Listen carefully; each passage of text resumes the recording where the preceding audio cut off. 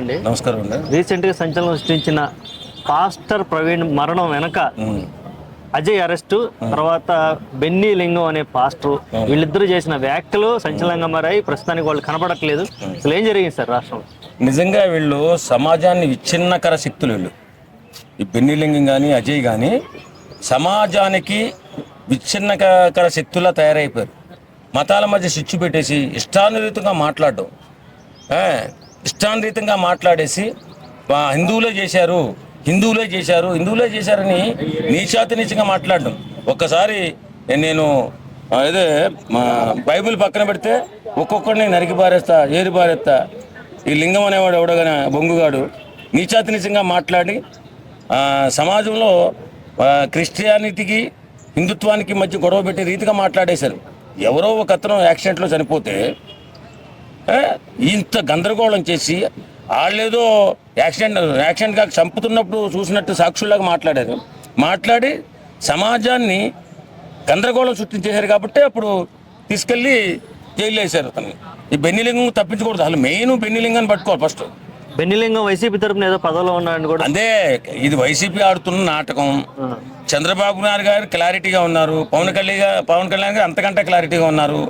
వాళ్ళు సమాజాన్ని ఎలా ఉద్ధరించాలని ఆలోచిస్తుంటే ఇలాంటి కుయ్యెత్తి రాజకీయాలు జగన్బాబు చేస్తున్నాడు.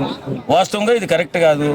ఇప్పుడు కులం మధ్య మతం మధ్య చిచ్చు పెట్టినందువల్ల రేపొద్దున ప్రమాదంలో పడేది మన సమాజమే, మన తెలుగు సమాజమే. కాబట్టి ఇలాంటివన్నీ కూడా ప్లాన్లు చేయకుండా నువ్వు ఏం చేద్దాం అనుకుంటున్నావో చెప్పు ప్రజల్లోకి వచ్చి. ఈ మధ్య చాలామంది ఒకరి గ్రంథాల్లోకి ఒకరు వెళ్ళిపోయి ఒకరినొకరు విమర్శించుకోవడం చాలా ఎక్కువైపోయింది. మతాల మధ్య చాలా స్విచ్ పెట్టే విధంగా ప్రతి ఒక్కరి వ్యాఖ్యలు ఉన్నాయి. ఎవరైనా అది హిందువైనా, తెలుగైనా, హిందువైనా, ముస్లిం అయినా, క్రిస్టియన్ అయినా వీళ్ళ మతాలను వీళ్ళు గౌరవించుకుంటూ వీళ్ళ సాధారణ జీవితం అంటే ఇప్పుడు వాళ్ళ మతాలను గౌరవించుకోవచ్చు, తప్పులేదండి. వాళ్ళ దేవుని పొగుడుకో తప్పులేదు.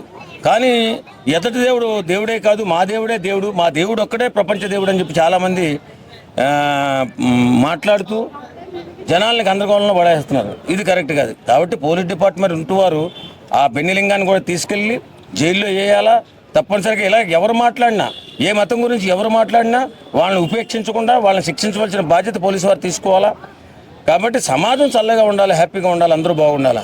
అంతేగాని దశలో ఈ మరణాన్ని కూటమి ప్రభుత్వం మీద నట్టడం, అసలు పర్టికులర్ గా పవన్ కళ్యాణే దీని వెనకుండా చేయించాడనే వ్యాఖ్యలు చేయడం కూడా జరిగింది. దాన్ని ఎలా చూస్తారు? మరి అలాగే ఇప్పుడు ఈ దుర్మార్గులు, ఈ దుష్టులు, దేవుడి పేరు చెప్పి బతికే ఈ సన్నాసులంతా కూడా ఏం చేశారు? పవన్ కళ్యాణ్ గారి మీద తోసేయడానికి ప్రయత్నం చేశారు. పవన్ కళ్యాణ్ గారికి ఈయనకి ఏం సంబంధం? అంటే ఈ మధ్య పవన్ కళ్యాణ్ గారు ఎక్కువ హిందుత్వాన్ని ప్రమోట్ చేయడం, బట్టలు వేసుకొని గుళ్ళకి వెళ్ళటం, ఇవన్నీ చేయటం వల్ల దాని మీద కక్ష కట్టి ఇది చేశారనుకోవచ్చా? ఖచ్చితంగా కక్ష కట్టారండి. మన సాంప్రదాయాన్ని మనం సాంప్రదాయబద్ధంగా గుడికి వెళ్ళాలి, తప్పదు. ఒక్కోసారి అయితే ఒక చోట డ్రెస్ కోడ్ కూడా ఉంది, తప్పదు. ఆయన ఎక్కువగా పూజలు పునస్కారాలు, ఆ తర్వాత మాలలు ధరిస్తూ ఉంటాడు. ఏదో మాల వేస్తాడు, ఏదో పూజ చేస్తాడు, ఏదో చేసుకుంటాడు. ఆయన వ్యక్తిత్వం అది. ఎవరు ఏ దేవుడిని కూడా విమర్శించడు కదా. అందరూ బాగుండాలా, అందులో మనం ఉండాలనే మనస్తత్వం ఉన్న మనిషి. ఎన్నో కోట్ల రూపాయలు, వందల కోట్ల రూపాయలు సమాజ సేవకు వెచ్చించినటువంటి మహామనిషి అతన్ని ఇందులోకి లాక్కొచ్చారు. ఎందుకు టార్గెట్ చేస్తున్నారు పవన్ కళ్యాణ్ పర్టికులర్ గా? అసలు ఏ ఇష్యూ జరిగినా తీసుకొచ్చి పవన్ కళ్యాణ్ కలిపే అంశం ఒకటి నడుస్తుంది అంతర్లీనంగా. ఆయన మన ఆంధ్రప్రదేశ్లోనే కాకుండా, ఇండియాలోనే కాకుండా ప్రపంచంలోనే ఖ్యాతి సంపాదించేసుకుంటున్నాడు. వీళ్ళు దుర్బుద్ధి ఏంటంటే ఈ పవన్ కళ్యాణ్ అనేవాడిని ఎదగకూడదు, ఏదో రకంగా అణిచిపెట్టాలా, ఏదో రకంగా అతను కిన్నెడ చేసి చూపించాలనే ఆలోచనలో ఉన్నటువంటి సన్నాసులు చాలా మంది ఉన్నారు. వాళ్ళు చేస్తున్న ప్రచారం ఇది.